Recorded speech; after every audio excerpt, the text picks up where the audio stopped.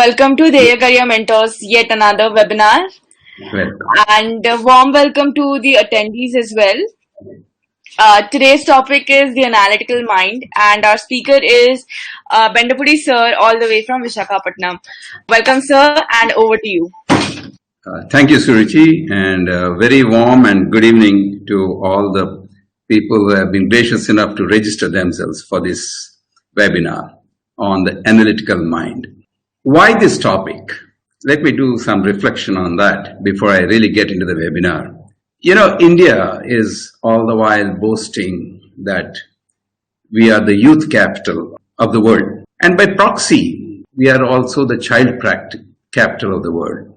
In other words, we are handling multiple aspirations, careers, and delivery mechanisms to the nation. But are these careers taking off the way they ought to be doing? Are the trajectories acceptable? Are the abilities of this youth commensurate with their aspirations? These are all things which are, I'm very sure these passing thoughts are reflecting in everybody's minds nowadays. So I thought that it would be a very good opportunity to share on how to strengthen, reinforce these abilities into aspirations, into delivery to this great nation called India. So, friends, the primary motivation for the analytical mind stems from there. Added to that, everywhere we have applications of data science coming up. In a field like history, we have data science coming up.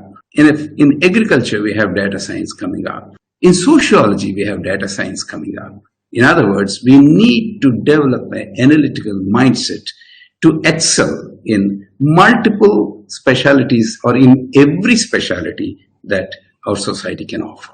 So friends, with this background, I would like to go into the basic structure of this webinar. What's the base on which I developed my forthcoming 1 hour delivery?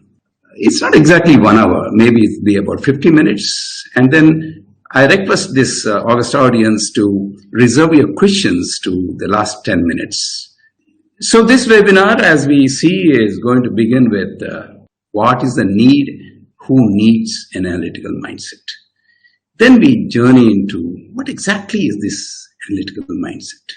And then we touch base with a theoretical model on a psychoanalytical model, just to add legitimacy to my discussion for the coming 1 hour. This will not be a discourse on psychoanalysis at all. It'll stay focused on the child. And if a parent really wants to build an analytical mindset into his child, what are the manifestations that the child journeys through will be discussed in item number 4, the transitions that an analytical mind makes. And then, of course, how an analytical mind is facilitating taking decisions. We conclude with what is the primary deliverable of this webinar. And that is, we suggest a model. I carefully chose the word suggest. In behavioral science, I'm very, very cautious when we say we prescribe. It's very difficult to prescribe and provide templates which can be followed by anybody and everybody. So by the end of this webinar, we are going to have a model which we are going to suggest and discuss. That by and large will conclude the webinar in 6 particular aspects, topics. So why this analytical mindset? What exactly is, who needs this and why? Let's deliberate this a little bit. Needless to say, the focal group remains children. We have children along a spectrum of performance. Where children, when we say analytical mind, the first thing, a negative connotation comes. Is it missing? When we say analytical mind, very few of us will say, oh, we have an analytical mind. We'll say, what is missing? Oh, is my mind analytical? So we tend to focus on children who are performing below par at one end of the spectrum, and which is the beginning end of the spectrum on the left. Now these people, this group of children, students, and their corresponding parents definitely will be requiring some sort of assistance in terms of building their analytical abilities. Otherwise, their performance would not be described as below par. Now, below par per se is also a subject to phraseology. Below which par? Is it below par as compared to a national topper? Is it below par as compared to a school topper, a class section topper? Or is it below par with respect to one's own assessment of one's abilities? That we are going to discuss as we unfold. Then coming to the second group, extraordinary performers. There's a problem with this group. Generally, we think that extraordinary performers don't need any guidance. But I feel that they require as much guidance as the below par performers. Why? This group starts accomplishing above the normal. When they perform above the normal, they work out multiple opportunities for themselves. And when multiple opportunities are worked up, making the right choices and choosing the right one opportunity is of paramount significance to the career of that extraordinary performer. Otherwise, he is again back to where he began. So that we're going to definitely examine here. And then we'll talk about disharmonious relationships. You cannot progress without a harmony in the system. Many of us have studied science. Many of us have studied engineering. Many of us have studied biology, human body, medicine, environment.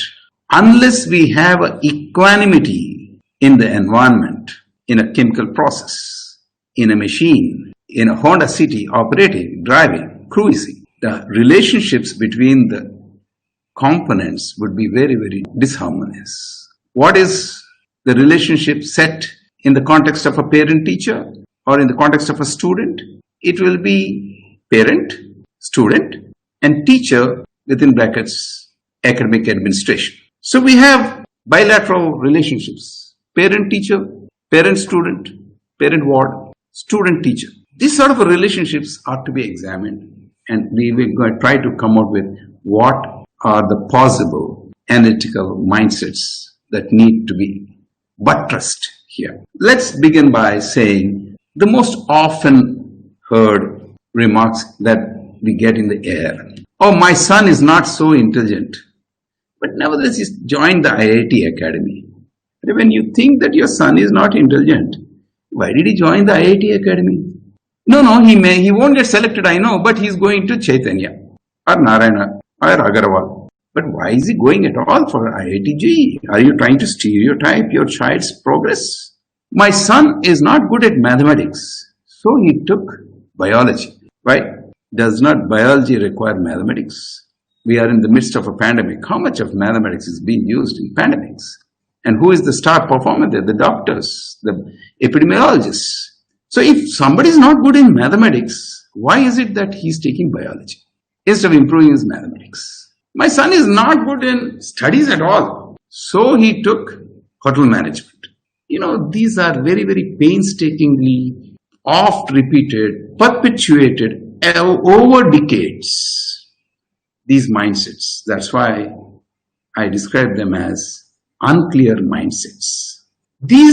The nomenclature for these unclear mindsets is also, I describe as an ingrained mindset.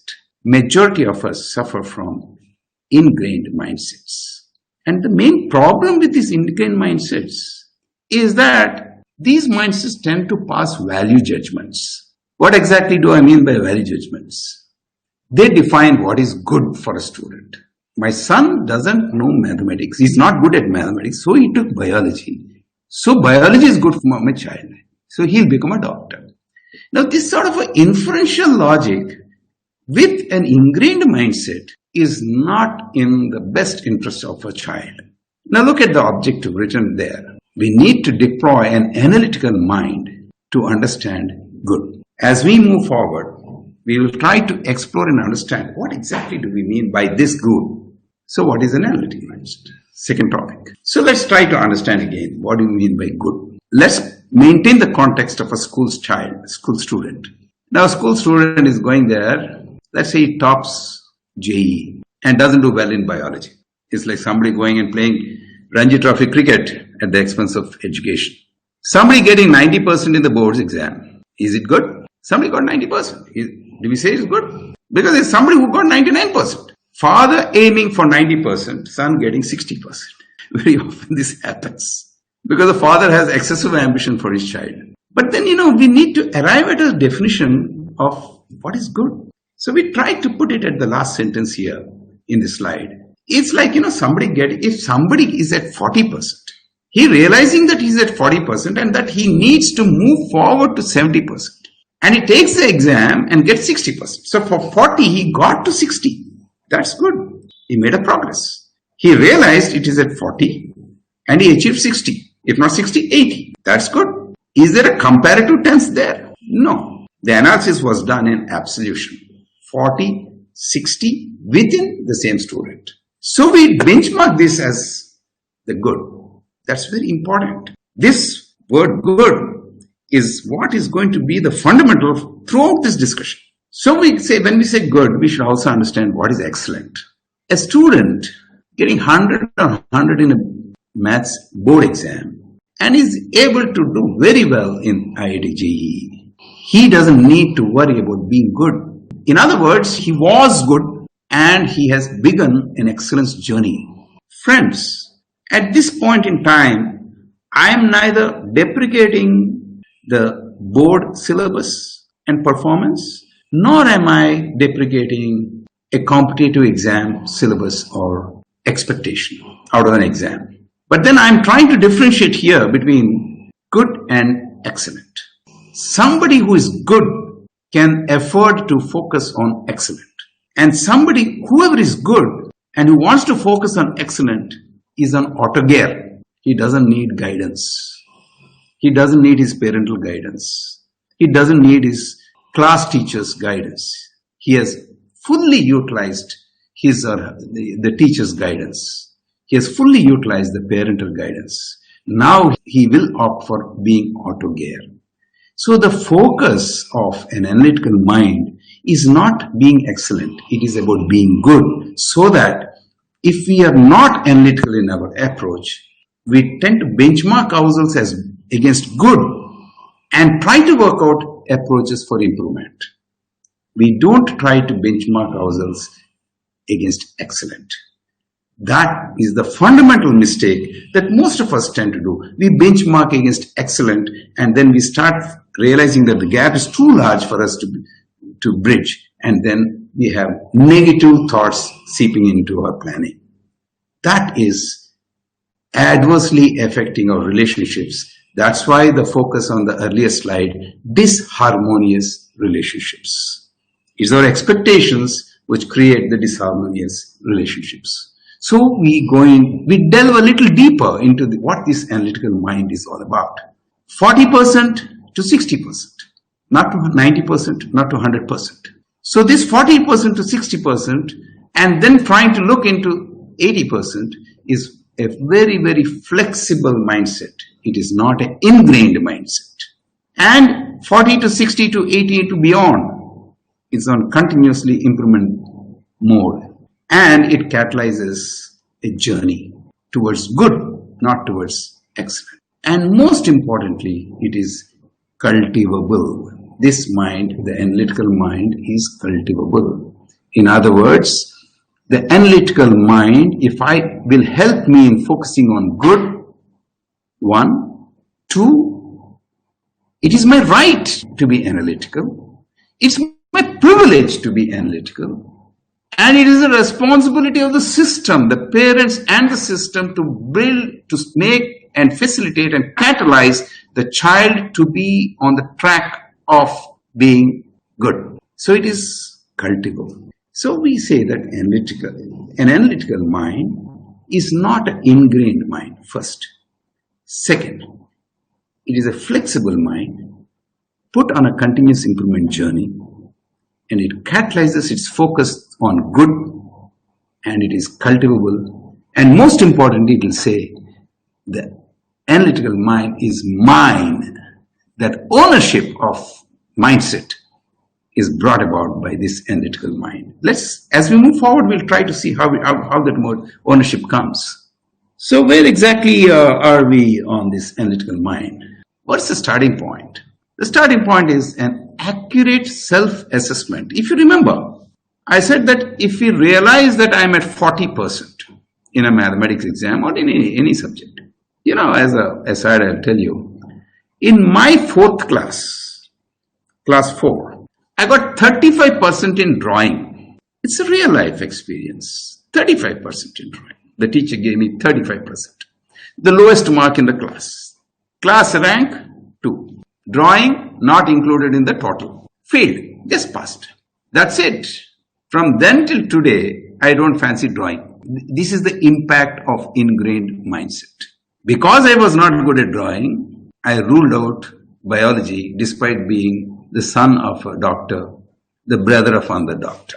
True confession. So this accurate self-assessment is all about understanding that 40%. Interpreting the 40%.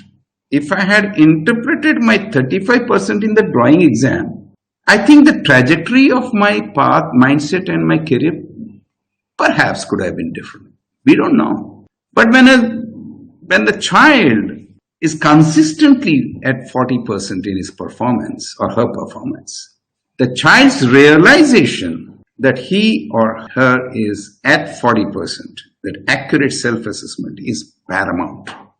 I borrowed this phrase, accurate self-assessment, from emotional intelligence jargon actually. It's not my original jargon. If you read Daniel Goleman, emotional intelligence, he used it there. But I found it very appropriate.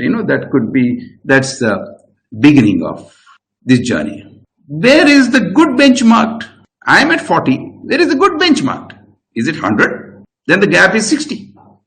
Can I bridge 60% when I could achieve only 40%?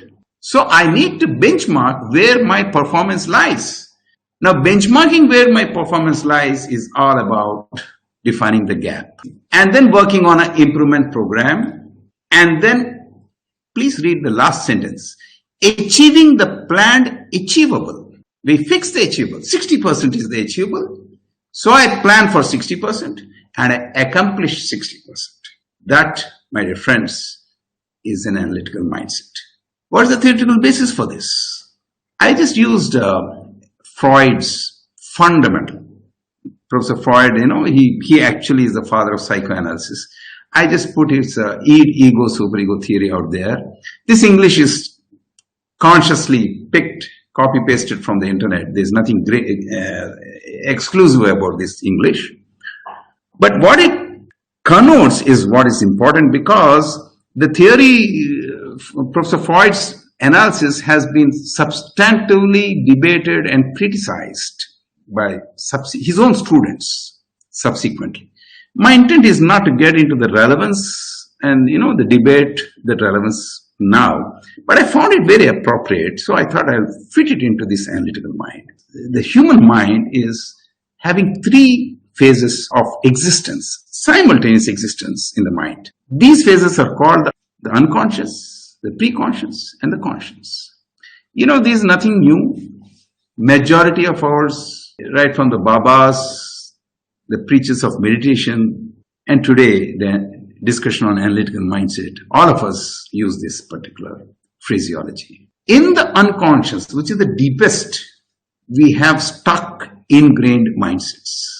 And in the preconscious, we pull out, just like how we take out water from a well, we pull out this through exposure and then try to form value judgments, good or bad, right or wrong, and bring into the conscious a moral part of our personality, saying that, okay, this aspect which I'm considering is okay, not okay.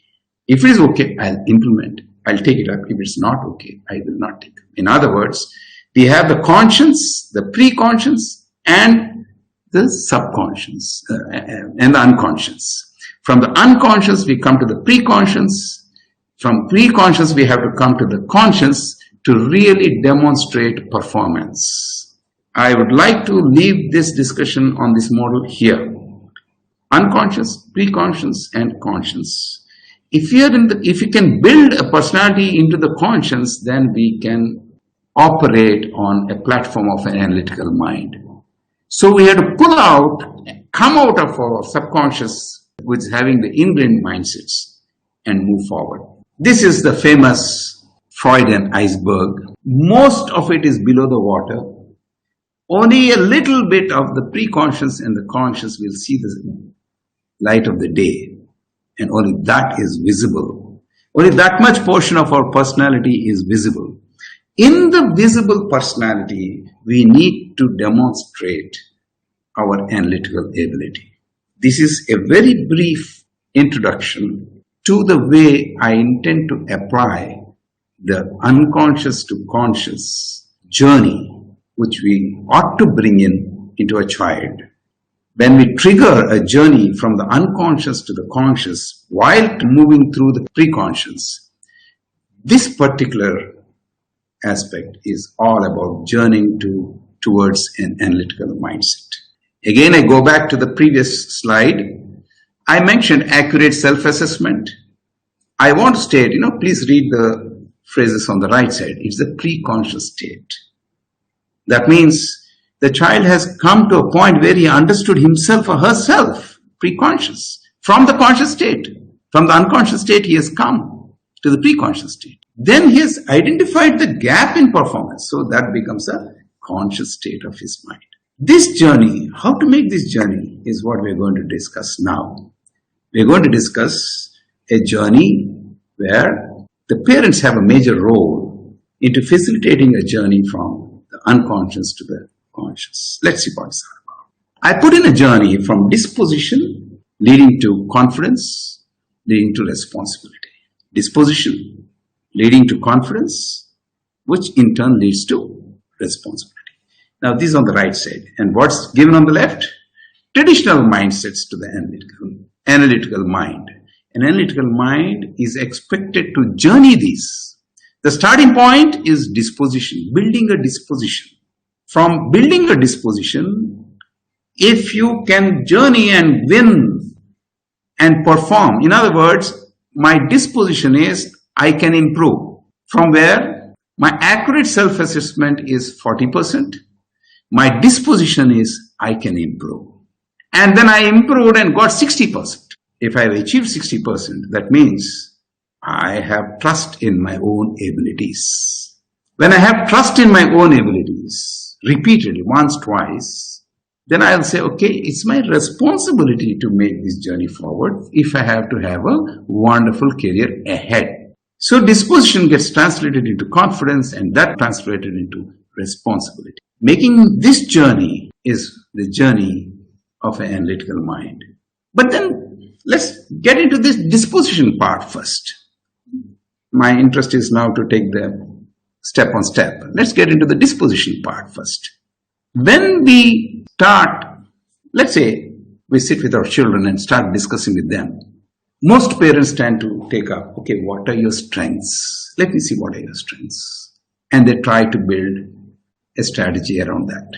For example, if let's say a child consistently performs, gets 100 on 100 in mathematics, up to class 6, 7, then automatically the parent says, Arey Baba, you are very good, you have a good aptitude for mathematics. So join IIT foundation course, class 7. Why? Because up to class 7, he got very good marks in mathematics. Should the parent say that? Or should the parents say, okay, you're doing well in mathematics, but let's also focus, let's build an all-round personality, let's focus on your biology, let's focus on social studies, civics, some other course. Religion, we hardly have anybody studying religion in our society. History, we don't have anybody studying history, so pick up something on history. Now, we build our strategies on the strengths.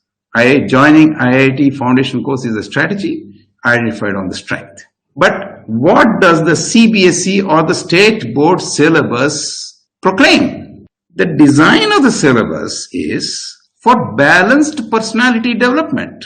In other words, please try to get 75% in all. If you can get more than that in 100, consider that as a bonus. But for heaven's sake, please read your mother tongue. Please study Hindi. Please study English. Please study history, geography, civics, biology, botany, zoology, mathematics. This is what CBSE talks of. Maybe computer science, few other courses, economics. The board creates a framing of a balanced personality. A point to be noted is the board does not focus on competitive logic at all. It says, please build a balanced performance.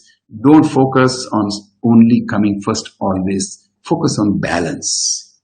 But what is a parent doing? The moment he sees a strength, he is taking the child into a foundation course in IIT. Now, in the process, putting him into IIT and also ensuring a balanced progress, welcome. But what he's doing here is, he's building a rift in the trust between the system and the student. So the student's perception gets divergent into, oh, the system is wrong. CBSE is erroneous. CBSE questions are very, very simple. Who studies civics? Why should I study civics? Why should I study history? Now this trust deficit pulls the child away from an analytical mind. Let's see how it happens. Let's look at this slide. I was watching TV just a few days back. Maybe the date also is mentioned. No, date is not mentioned. After I submitted, I decided to give this webinar maybe a few days back. The channel, my wife and I were watching the TV and suddenly the screen came. I took out my camera, mobile, and took a snap of it. May not be the best of the pictures. Nevertheless, I think it serves the purpose. Look at it this way. The nation's hero is at the center. PM's popularity soars. How? By moving from 7.1% to 7.9%. 0.8 percentage points is a reason why PM's popularity is soaring. It is not a flash in the pan indicator. This slide was discussed for 5 minutes on the national TV, prime time, 9 a.m. news by none other than Madam Navika Kumar, one of the leading anchors of Time Now. All through she was mentioning 7.1% to 7.9%. And friends, look at the statement at the bottom, on a scale of 0 to 10. And look at the first line on the screen, 71%. We have now a very senior journalist who, I'm not saying that she doesn't know, but I can say with some degree of confidence that she did not demonstrate the difference between 7.1 out of 10 and 71%. And India heard her for full 5 minutes on national TV. Balanced performance, balanced personality, analytical mindsets.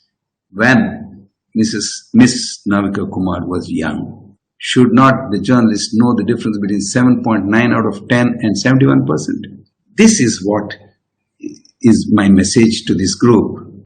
If we build a balanced analytical personality mindset, as we talk in public as a senior journalist, we would have known the difference between 7.1 and 71%. So essentially, it's all about disposition. The starting point for building an analytical personality is disposition. What exactly? How to cultivate disposition?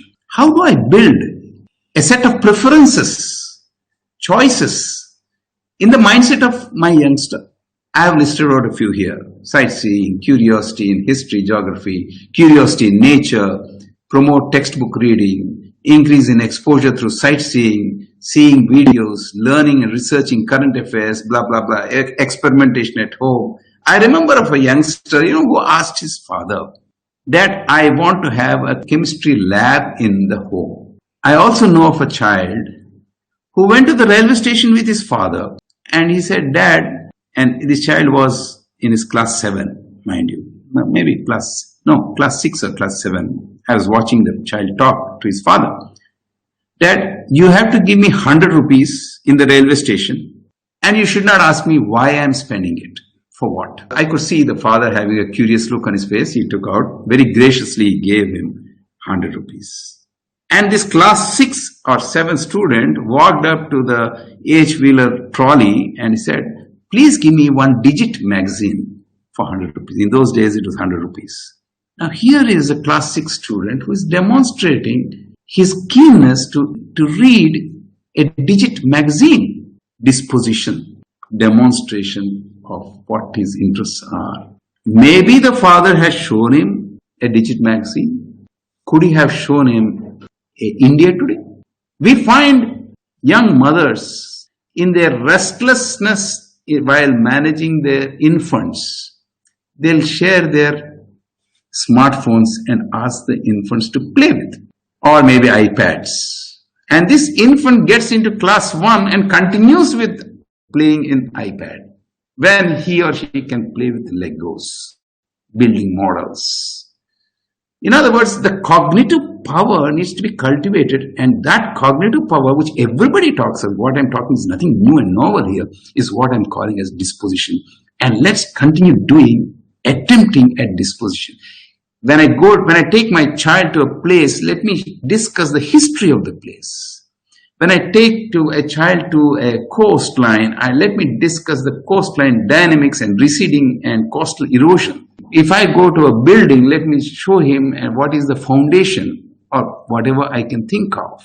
When I start showcasing the world to the child will start asking me infinite questions. Who am I? The parent of the child. Infinite questions. And this dynamics between the child and parent interaction will cause reinforcement in the mindsets of the parent, and that is what I'm calling as disposition. The last line, establish relevance to the curriculum. That's very important because we need to trust the curriculum. Look at this lady. This is also one more TV snap. Not a good snap at all. Nevertheless, I think I can send my message across. There is an anchor, a gentleman to the left and a lady to the right. This lady was on the national TV very recently from Times, CNN News 18. And this lady is a historian by background. She's a professor of history in Columbia University, United States. She's an Indian, Madam Subramanian. But her specialization is pandemic history. Immediately my mind went, okay, she's a historian. What would have been her interest when she was a child? I could not get convincing answers because how many of us really have gone into the higher echelons of being a historian? If I have to read today contemporary history of Indian history, I have to go to Ramchandra Guha, who is a lot of Western thought in him, and majority of the books written on Indian history come from Western thinkers today. It is very surprising that we don't have even on history, local history, national history, regional history, very, very important, but we don't have any authoritarian opinions coming out of that. Now here is a lady who has risen to the national level, to the international level from Columbia University, and who caught my attention here. So I was trying to link being a historian and having an analytical mindset. And that would be the journey that every one of us should be making in terms of child growth. So we talked, again I come back to the slide which we said, making a journey from disposition should take us next to confidence. Let's see what this is all about. Education and confidence. How can we get confidence? We can get confidence only if we can perform. As I already told, I can perform at 60%. I achieved 60% from 40% marks. So I'm sure if I attempt from 60, I'm sure of making my progress further on my percentage accomplishments. But then there is a prerequisite to that. That is parental assessment and child assessment. So parental assessment, child assessment, and performance, planned performance, comes through proper disposition and performance. When disposition leads to performance, confidence is the product, it's not the byproduct. A confident child need not be a class topper. A confident child is one who crafts his own path, 40% to 60%. So again, I come back to the original slide. Disposition leading to confidence. Now, how is responsibility achieved? When performance is perceived to be achievable, always What's important is not every time getting 100 marks out of 100, trying to be excellent. What's important in a child is achieving the planned achievable, 40 to 50%, then 50 to 60%, then 60 to 70%. Now, when I'm moving forward in these percentages and I'm achieving it, that means I'm moving forward in my story of planned success. And this is being facilitated by my parents. Then I tend to take ownership of the progress from one point to another. This taking of ownership from one point to another is what I call as taking responsibility. So we have now an analytical mind translating from disposition to confidence to responsibility. But then, I have good disposition, but I did perform, but I did not build confidence. Such exceptions to the rule do arise very often. I have confidence, but I'm not taking up. My child has the confidence, he has the ability, but he's not repeating it, he's not taking ownership of self-development. Each time this sort of gets triggered, friends, look at the arrows on the right in the red. Every time, please revisit your disposition. Something has gone wrong in your disposition. You have to have some sort of a progression into a successful disposition there. So these mindsets evolve into decisions. What's the decision? What's the mindset? The mindset is, I have translated from disposition to confidence to responsibility. And in the process, I have also built a journey of creating a certain value system. It's a parallel. The value system comes as a byproduct. Responsibility comes as a product. The journey of disposition leading to confidence to responsibility is a product. But then there is a value judgment which comes as a byproduct. Good versus bad, okay versus not okay, want to, do not want, and so on and so forth.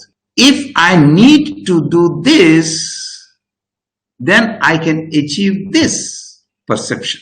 So responsibility leads to perceptions. In other words, I'm moving from the unconscious, I'm moving into the preconscious to the conscious. This journey I'm moving from.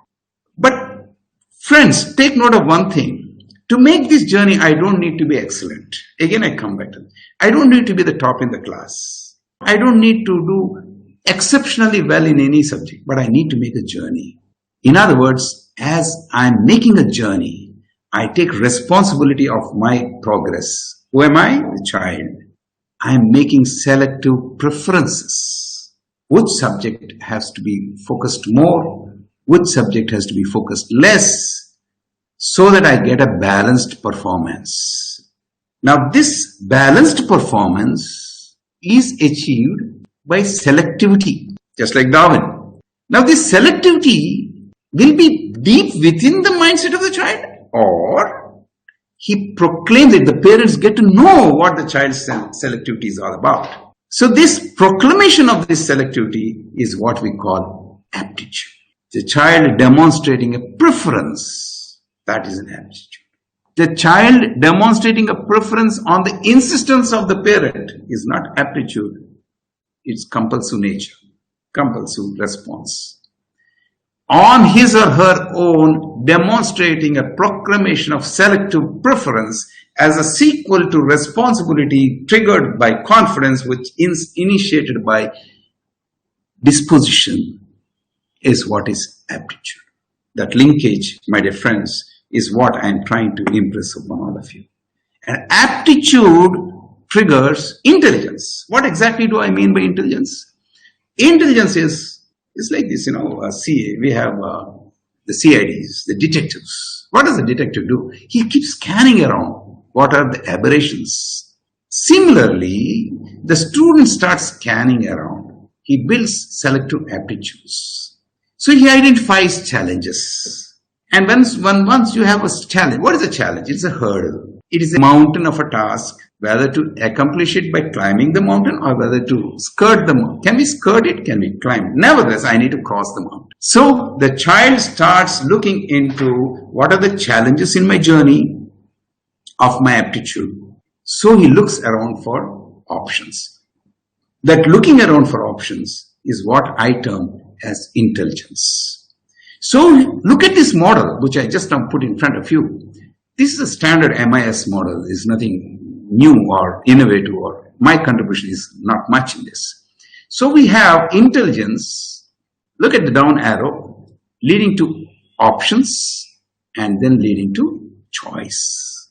The student, the child, starts scanning for challenges, identifies the challenges, goes to developing options, creates what are the alternatives I have, and makes a preference with a feedback loop. And that, my dear friends, is what I'm calling as intelligence triggering decisions. So the child starts taking decisions. Look at his maturity level as it goes up now. He is exposed at the disposition stage. 40% exposure, need to work better, got 60%, gained confidence. Repeated 60% through reinforcements, that brought in responsibility. Responsibility leads to perceptions. Perceptions leads to aptitude. Aptitude brings in intelligence. Intelligence leads to looking for options, and then we have made a choice.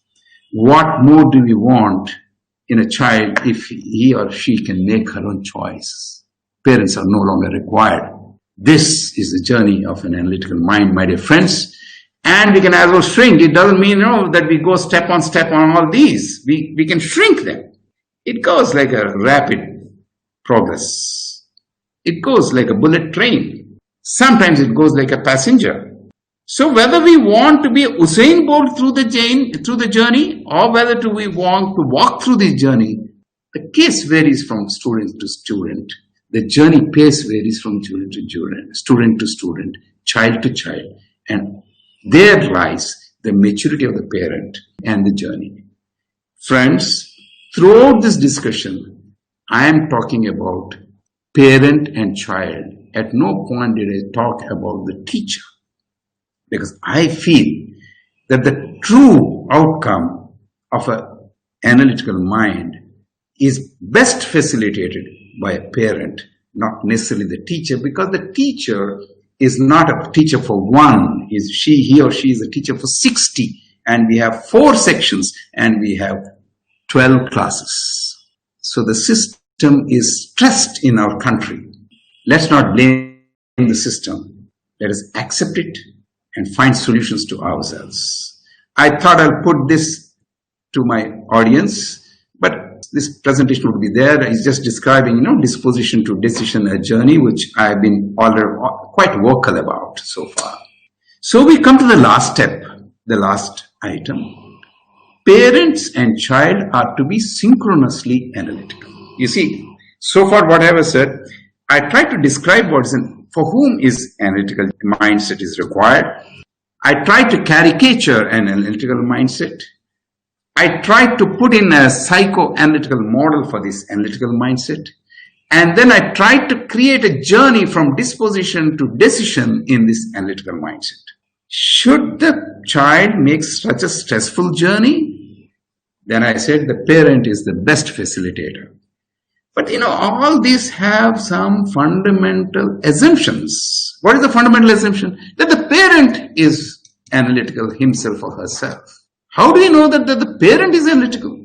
So this section 6 talks about the interactive journey between the parent and the child. Let us spend a minute on this slide. Please, this is where I refer to this as a suggestive model, not a prescriptive model, right in the beginning. And now we come to the essence of my delivery. Now we have here the parent-teacher analytical maturity matrix. Now let's look at this. What is on the x-axis? Parent maturity. And we are trying to describe parental maturity as low and high. On the y-axis, we have put the child maturity, and we are trying to caricature the child's maturity as high and low. And now let's see how to analyze this. Parental maturity is low. Maturity, when I say maturity, what's missing here is, kindly read the head. Parent-child analytical maturity matrix. Now, in the x-axis, the word analytical was not accommodated for want of space. Otherwise, it should have been read as parent analytical maturity. Similarly, child analytical maturity. Now we come to the quadrant where the parental maturity is low, the child analytical maturity is also low. This is a very clear case that the entire family, the two parents and the child, should be mentored, hand-holding through a long journey. Let's go to the second. Parental maturity is high, but the child analytical maturity is low. Parent is qualified now, emotionally qualified, mentally qualified, mental maturity-wise qualified, analytical mindset-wise qualified to guide his child. So, guidance by parents is welcome because the child needs guidance. His analytical maturity is low. Let's look at the case where the child's analytical maturity is high, but parents' analytical maturity is low. Left top. If the parents are not counseled, they are not mentored, they need to be counseled. Difference. Mentoring versus counseling. On the topic some other day. For the present, let's accept those as given. So the parents need to be counseled. No need for hand-holding. Please do not disturb the track of your son or daughter. Please have patience and you build your analytical ability. Parent analytical maturity is high. Child analytical maturity is high. Both are high. Friends, what else is required in this world is a very, very ideal situation. Let the child free will because the parent have understood. Parent knows that the child is on the right track. He goes and conveys his performance, brings pleasing responses from the teacher and academic administration. What more do we want? Let him free will into excellence because the child is in a position to understand good. Let such people join IIT coaching, not the entire mass going out there and suffering. What we are doing is we are promoting brand coaching centers. We are not promoting our own boards and their focus on balanced development.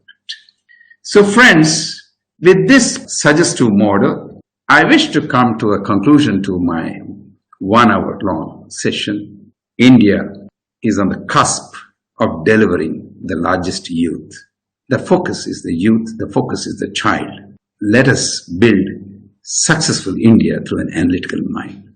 So I thank Dheya, I thank all of you, Dheya, for having created this platform. Thank you so much, sir. And thank you all the attendees for coming here today and listening to this excellent webinar delivered by Bendapudi Sir.